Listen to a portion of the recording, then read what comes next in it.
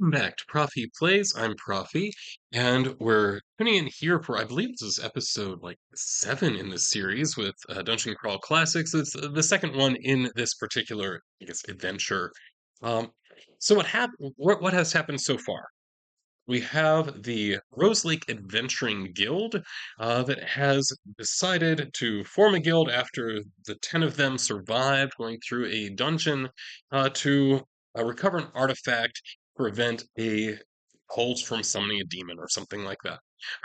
Anyway, so Caliph, Reverend Caliph, the cleric, has asked them, right, to go and to do another task for him. This time, it's one of his overarching goals, apparently, is to find the formula, a way of making a flask that he has heard about. And this flask, well, it looks very mundane, has the ability to temporarily increase people's intelligence by changing whatever you put into it effectively into wine, right? So a type of wine that provides an intelligence bonus. Uh, According to his information, the best place for them to look for this information is in the Tower of Thulsa the Mentalist. Thulsa the Mentalist existed as a wizard years ago, but is gone now. However, the tower is currently occupied by a group of descendants of the followers of Thulsa. Now, one thing that I thought about kind of Queen last video and this one is last video we decided adversaries were outlaws, and that is what I think is going to be the case here. Right? That is that these descendants, these followers of Thulsa, while it is a few generations away from when Thulsa herself was kind of the wizard in the tower, nonetheless, they are still there, but they are not necessarily magical. Instead, they tend to act like bandits, right? So they are, in some sense, protecting the magical artifacts that are there, though they aren't particularly interested in them as magical artifacts. They're really just interested in the space and keeping people out of it, is kind of the way that I'm imagining this. So, all we know is that this formula is in a book, right? We don't know the title of the book, and we also know that a challenge is going to be that the Library of Thulsa was written in Celestial, a language which none of our party understands, and in fact, none of the wizards in our party have the spell to comprehend languages either. For some reason, oh no, because I rolled them randomly. That's why. So I rolled them randomly, and nobody got that spell, right? So it's going to be very difficult for them to know whether they even get the right spell they find it. All right. So at this point, uh, what I have determined is that it's relatively easy for us to get through the tower. It's just a matter of going into the tower and facing whatever we have to face there. All right. So, so our adventurers guild has arrived at the tower. All 10 of them. Right. This tower, I'm going to say it's relatively big in terms of like the base of it is fairly large, so it's not like just 10 feet across or something like that. It's a fairly large base tower. The main reason I think about that is that when we go inside, if we happen to have combat, I'm going to want to do gridded combat, um, and I want there to be more than just 2 squares each direction. That's it. Because one thing you have to think about is we are playing a game, right? Right. So the dimensions need to accommodate that. Right? And that is something I've heard some, game masters talk about is you might say, oh, well, I think it'd be really cool for us to do, say, a combat in this cathedral. And then you go and you find this real life cathedral and the distance is involved, and then you figure out that it's going to take several turns just uh, for the opponents to reach each other just on opposite sides of the cathedral. Right. So that you kind of have to consider the fact that it's also a game. Right? Okay. Yeah, so that is probably going to make this tower a little bit larger than it might actually be otherwise. Although we know now that it is apparently it's big enough, right, to house some number of bandits. We don't actually know exactly how many. All right. Let's go ahead and set the scene. So I'm using the one-page solo engine. I do have the link to this on Drive through RPG in the comments. All right. So to describe where our character is and what they're trying to accomplish, then we roll or choose a scene complication, and there's the possibility that it may be an altered scene. Right. So let's go ahead. Right now, I'm imagining us. We have not yet gotten into the Tower of Thulsa. We've just arrived. So having arrived here, I do want, before I even like roll in this, I just want some description of what it looks like. And so I'm going to pull out my cards here, give them a shuffle. So this is a detail focus. So what kind of thing is it is the question. So what does it look like? Oh, I got a Joker. Well, Joker does not provide an answer. Joker instead tells you to shuffle the cards and then draw a random event. So there is some. So this is before we even get inside. This happened when I went into the level zero dungeon as well. Got a random event outside and got attacked. That's right. So I'm shuffling the cards again. So to create this random event, we draw two things. First, we get an action focus, and secondly, a topic focus. So what is it? The action that happens? We got here a nine of spades. The nine is command. The spade indicates it's something mystical. So command mystical, and then the focus is the 10 of hearts. The 10 indicates a plot arc, and hearts indicates social, right? So something social related to a plot arc, and there's something command mystical happening related to this, but I need to figure out which plot arc we're talking about. So let me go ahead and pull out that sheet if I can find it. Oh, here it is. All right, so I'm going to roll on my threads list, which right now we only have a d10's worth, so roll a d10. It's number four. Number four is a character goal, right? So this is in some way related to some goal that one of our characters has. I need to roll for a character. This I need a 6 and a 10 roll there. Okay, so it's in list number 4 and number 1. So it's Igor. So let me look at Igor's character sheet. Now, right now, the character goals, because I have so many characters, I haven't really fleshed out their backgrounds much. Uh, that's it's a lot to think about lots of character background. So Igor, here we go. So here's what we know about Igor. Igor was an indentured servant and is now a cleric. Igor has a staff that he's using to fight. One thing that I think he could use is armor. And so I think that, like, when I think about character goals, I really think that his goal at this point, right, is really just to acquire some armor, right?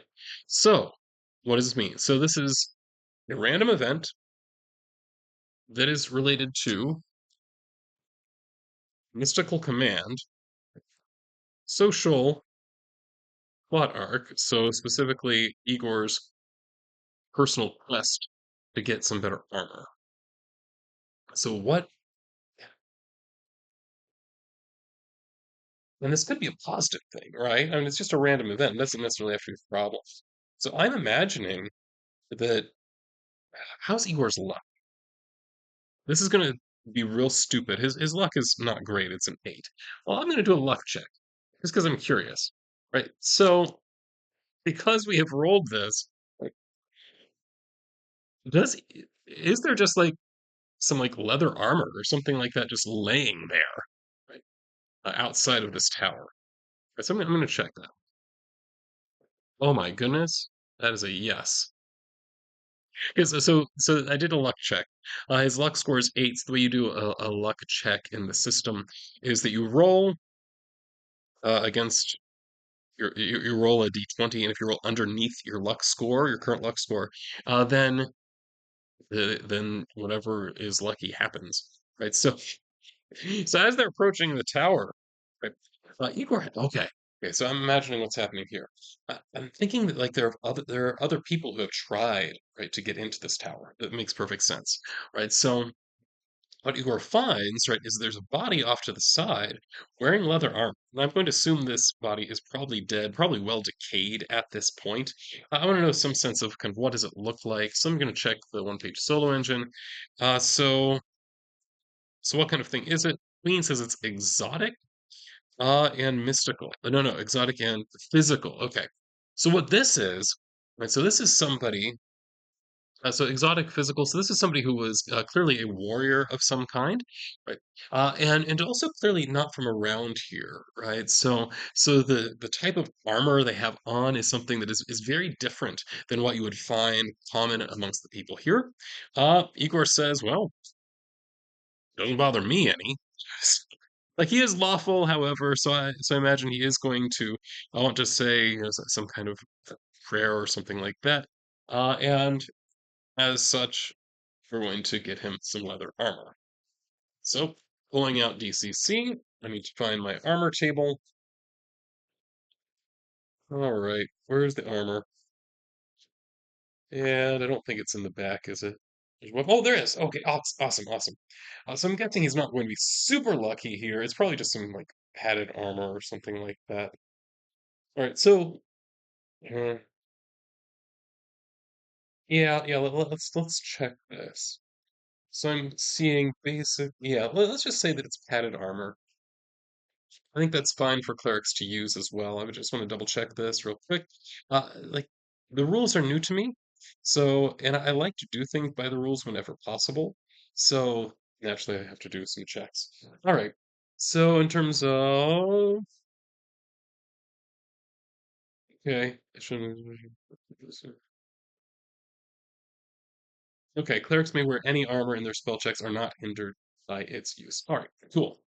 Right. So in that case, he does find, I'm just going to say some padded armor. That makes no sense. That just gives a +1 to AC. Right, so he's going to put on some padded armor. Right, why not? Okay, so Igor now has padded armor. That also means, though, that he does have a fumble die does change, depending on your armor type. Right, so given the padded armor, his fumble die is now a D8 instead of a D4. So it says +1, and I'm going to put it just D8 here. Right, but hey, AC is now up to 11. Not a problem. All right, so we've resolved that random event. It's fairly random. Um, nice, but random. Okay. So Igor, the formerly indentured servant, now acolyte of Denthar, whatever. So it's a fantasy name. He's. I don't think the god Denthar is going to be offended if I mispronounce his name. All right. So her name. I don't know. All right. Anyway, so resolving the random event, done. Now, where are we? We are outside of. I still don't know what it looks like because that was when I got a random event. So, what does it look like? There, 9. Okay, so it's unsavory and technical or mental. All right, so what that tells me is this tower is not nearly as glorious as it once was. In fact, it's definitely declined somewhat in terms of what it looks like. It's in bad shape. Now, it is also, I'm going to say, it's fairly clear that outcasts of some kind, in this case, bandits or something like that, are now living here, right? So it's poorly kept, but it's not abandoned in terms of the kind of look for that a building might have. It's a fairly large tower, but it's in very bad shape, but yet nonetheless lived in. All right. So that's where we are. Now, what we're trying to accomplish right now, we just want to get through that front door. Right? I think that that is our first goal. Get through the front door into that tower. I don't think we're necessarily going to try to do this particularly sneakily or anything like that. Although we could, actually. We have several thieves here. So let me pull one of my thieves. There we go. Phineas, formerly a rice farmer. So what about him? About picking a lock? It's a +1 on that. That's not bad, right? So and sneaking silently is a +3. That's pretty darn good. All right, so I'm going to say that that is our plan. Is that Phineas is going to go into the is going to kind of be our lead, right? Opening the door, sneaking in to at least take a look around. That's the goal. All right, so let's go ahead and do this. All right, so we're going to check this. All right, so I'm spotted first, and then the number is to see whether it's an altered scene. Okay, so spotted first. What it tells me, it says, "Wouldn't it suck if?" Okay, so that is the first. That's the scene complication. 3 tells us this is not an altered scene, though. So while we may have a complication for it, nonetheless, it's not going to be altered in any obvious way. All right, or any unusual way. Okay, so wouldn't it suck? Yeah. I mean, it would be really bad, right, if this door was trapped but unlocked, and that would be very bad. So let's say that that's what happens, right? So So that is exactly what happens here. Is that Phineas goes up, checks the door. It is clearly unlocked. Now let's see. Can he find the trap? Would be the first thing. So I'm going to say it's going to be relatively difficult, right, for him to find this trap. So it's a DC of 15, let's say. His ability to find traps is at a +1, right? That's a 6, so he definitely did not find the trap, which means then he didn't find it. He's not going to be able to disable it, which naturally means he's in danger here. So what kind of trap is it? I'm wondering. Right, so let's check that.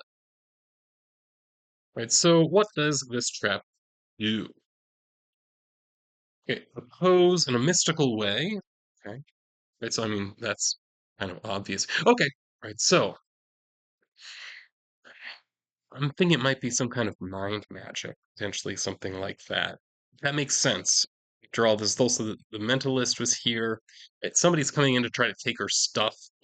There being some kind of trap there that hasn't been triggered yet is possible. Or maybe this just gets triggered by anybody that comes in. There might be some kind of reset on it or something like that after some period of time.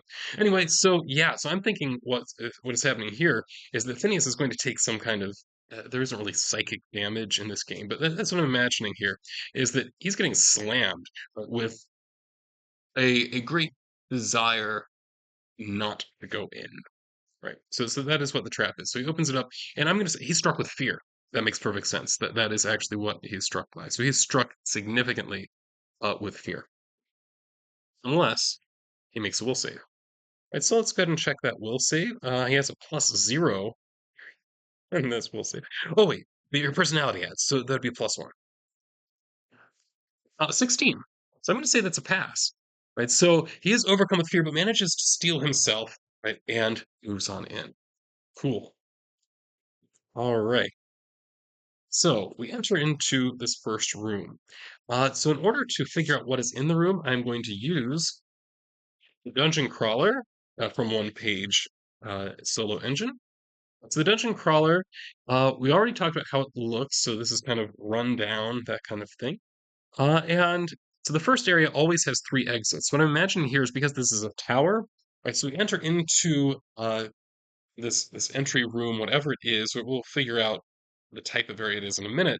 But in terms of the exits, there's going to be kind of one exit is going to be stairs or a ladder going up. Another will be a trap door on the floor, right? They can go down, and then the last exit, apart from the door you come in. All right, right. So the last one is going to be this floor is divided in half, so that there is actually a door on the wall as well. So you go up, down, or forward are three exits. So let's go ahead and check. First, what type of location is this? 3 indicates this is a living area or a meeting place. Do we have an encounter here? Would be another D6. 6. The encounter here would be a unique NPC or adversary. So you're gonna have to think about that for a minute. Any objects in the room that might be interesting? 3. 3 tells us there is an interesting item or clue here. So I'm guessing that means this room does in fact have, say, a couple books that would be potentially interesting. So I need to know more then about this unique NPC or adversary. So this is not somebody. The way this encounter table works, there are a few possibilities. So one is none. So walking is just empty. Another's hostile enemies. So what I'm imagining here is the hostile enemies will be the outlaws, the descendants, right, of the followers of Thulsa that are here. Another possibility is that there's some kind of obstacle blocking the way, and then there's this unique NPC or adversary. So I need to know more about this unique NPC or adversary. So I think I need to know first, right, whether this is like a monster or is it a person, right? So that's one question. So I guess it could be a person, an animal, or a monster. So I think I'm going to start with just the oracle saying, is it a person? Seems most likely. Let's start with that. So I'm going to say it's likely that it's a person. Is it a person? Right. So I'll use dots for likelihood and then number for modification. So 6. 6 indicates that it is, yes, a person, no modifier. So there is, in fact, a person here. So now I want to know more about the identity of this person. I have here a nice NPC generator that comes with one-page solo engine. So let's go ahead and do that. So this person's their identity. Queen would be a mystic, and this is doubly so because Spades is also mystic, right? So definitely a mystical person here. Oh dear, feels like there might be another wizard here. What is their goal? Nine. So they're trying to enrich themselves. Okay, so they may be a wizard, but they're not here for magical stuff necessarily. They're looking to sell stuff. What is a notable feature about them? Three. Some they have some obvious physical trait. Okay. Okay. Let me get a name. Let me get a name for this wizard we just came across.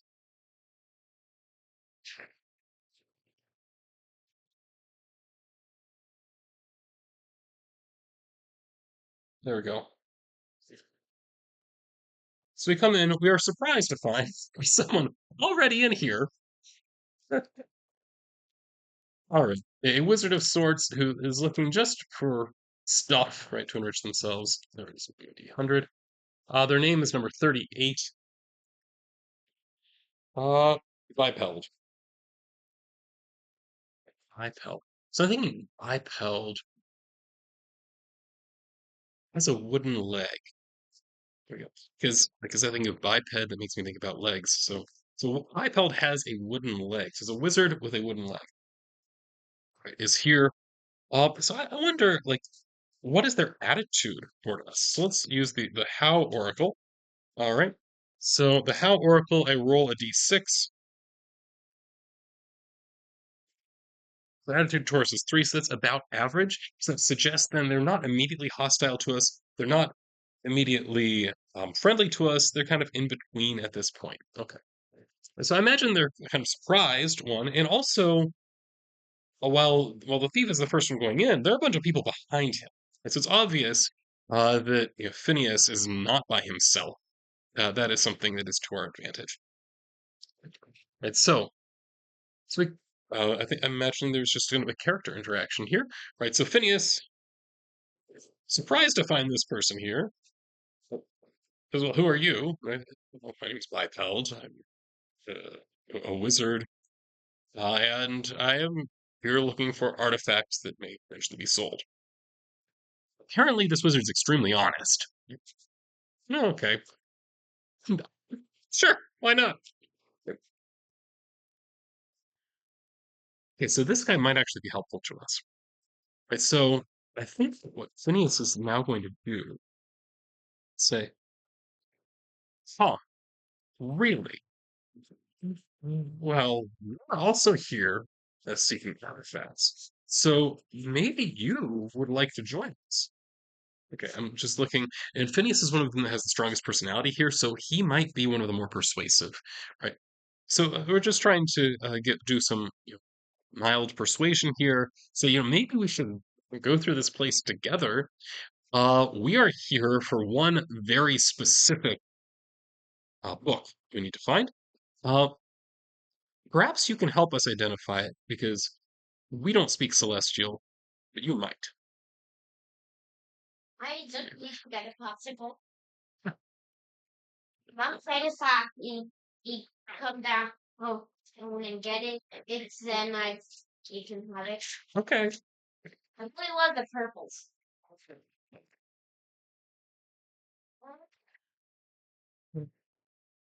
Oh, okay. You got it?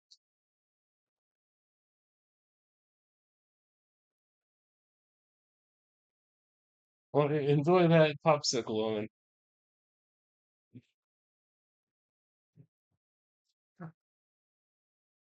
Yeah, I mean, sometimes you get guest stars walking in their underpants to get popsicles out of the deep freezing. All right. Right. So, and so would you be interested, is what Phineas is asking. And also another question. Does Bypeld actually know Celestial would be the first question. And if not, is this an ability, is comprehend languages an ability that Bypeld might have? Right, so let's check that. So the first question is, does he know Celestial? This feels unlikely to me, right? So I'm going to go ahead and roll here. Five.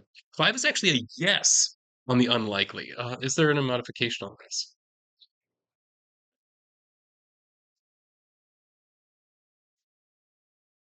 Nobody in my house wears a shirt. All right. I mean, you can actually see the door on the camera. So people already saw you look at that. Anyway,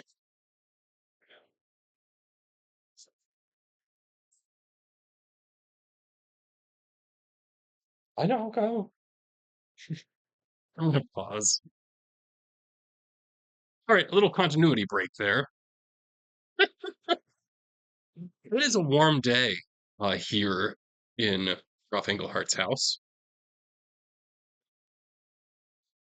We have air conditioning and it's working, but it doesn't keep my kids from just sitting around in their underwear and then opening up signal.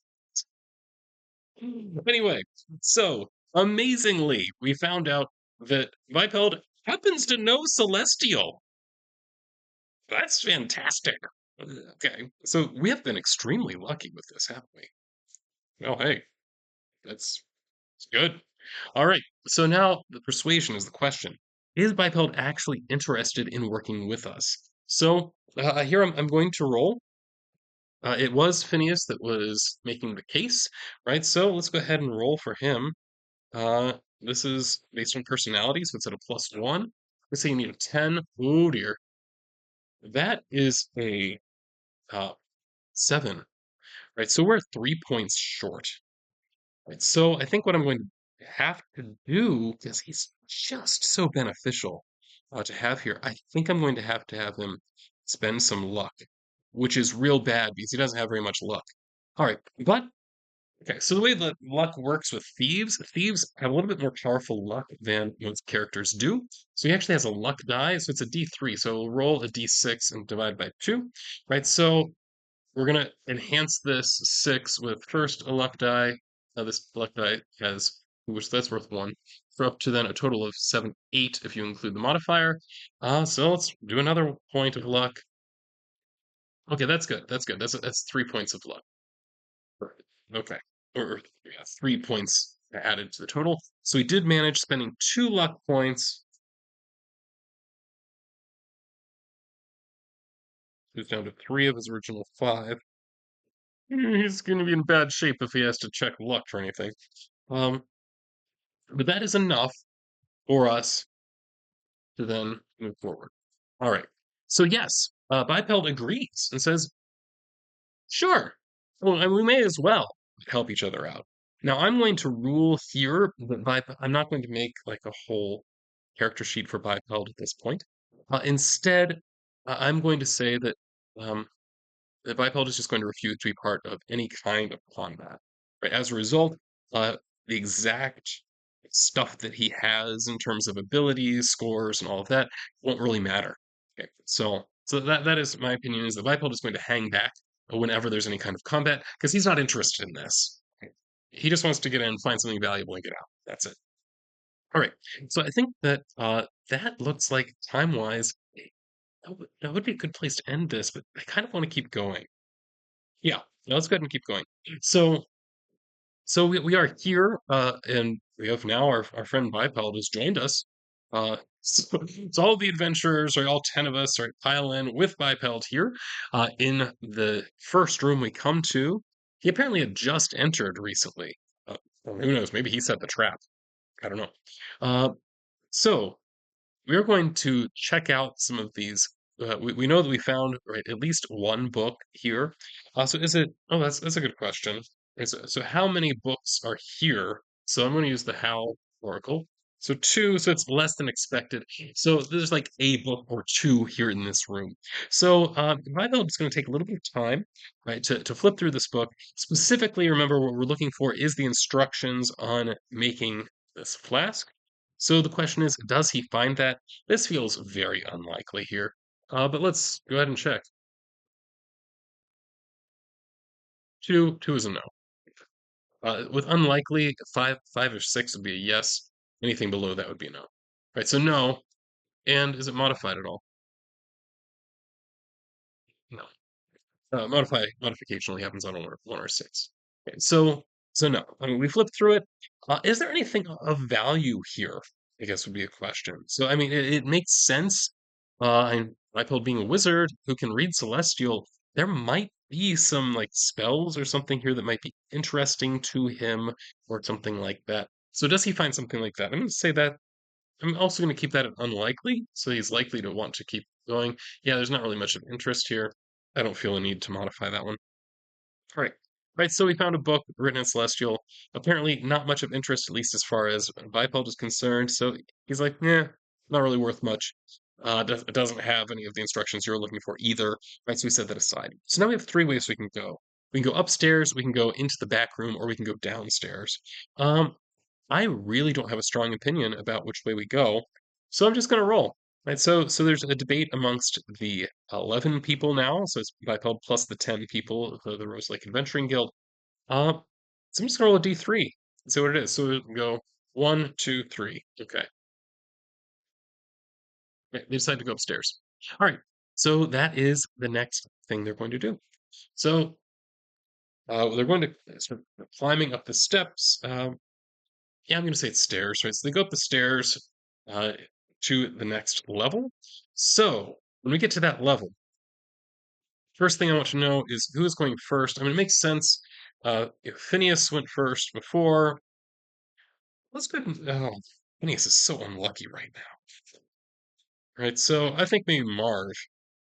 Right? Marv, formerly the mendicant, also a thief. So Marv the Bravo, he's a lawful thief. Heads up the steps, right? So he is going to lead the way here. So he's sneaking silently. He's not very good at that, right? Whereas Igor, wait, no, not Igor. Where's my other thief? Phineas. There he is. Okay. Whereas Phineas is neutral, and that makes him better at sneaking. So I'm going to say Phineas tries to sneak up the stairs here so that he can scout. So again, roll d20. 13 plus 3 is 16. So yeah, that's going to be pretty good sneaking. Right, so he sneaks up the stairs. What does he find in the room above? So the room above, in terms of type of area it is, it's a transitional area. Right, so to me that suggests, well, let's figure out what it is. So first, it's a transitional area. Secondly, in terms of encounters, there is no encounter here. And then objects. There are no objects here. And how about exits? So you need to roll for exits as well. Three indicates there's one additional exit, right? So this is definitely a transitional area, in that so we go up, and I think that like this area, there's nothing in it. There are just some windows, that kind of thing, and there's another set of stairs right on the opposite side of the tower going up. Otherwise, it's a very blank space. There's nothing here of interest, nothing of value. I really think it might just be empty, just some like rubbish around, right? So it is clearly safe then, right? So second floor, totally uninteresting. Let's see about moving on up to the third floor, right? So I'm going to have Phineas go ahead and lead the way there, right? So he waves everybody, so all the people go up onto the second floor. So how about on the third floor? So he sneaks his way up there. He does manage to sneak silently. Right, so what do we find on the third floor? First, in terms of type of room, it is a living area or meeting place, right? So I'm imagining now, we might be getting to where there are beds or something like that. So, and this is two floors above the bottom. It's believable that the outlaws who are descended from the I guess the Thulsans. Yeah, that makes sense. We'll call them the Thulsans. That are descended from the Thulsans would have some place they sleep. Right, so it makes sense. This would be like a sleeping area, something like that. I'm thinking maybe the first one we walked into was mostly like I'm imagining kind of the dining space. There's really like a dining room table, that kind of thing. All right. It's so that's first thing. Encounter. Four. Four indicates that there are hostile enemies here. Object. Nothing, or just mean mundane objects here, right? So there are beds around, but there will be hostile enemies. Exits, 5. There are 2 additional exits. So that tells us that this floor, very much like the first floor, there's a way. We came up the way that goes down. There's another set of steps that goes up, and then there's also like a back room behind this one. I'm guessing it might be storage, maybe. I don't know. We've not gotten into it yet. Right? But the important thing here is that I just rolled there are hostile enemies, which means we have to go to grid combat. So that's what we're going to pick up with next time. Find out how this goes as we have now encountered the outlaws that live here in the tower now. For now, this is Prof E signing off.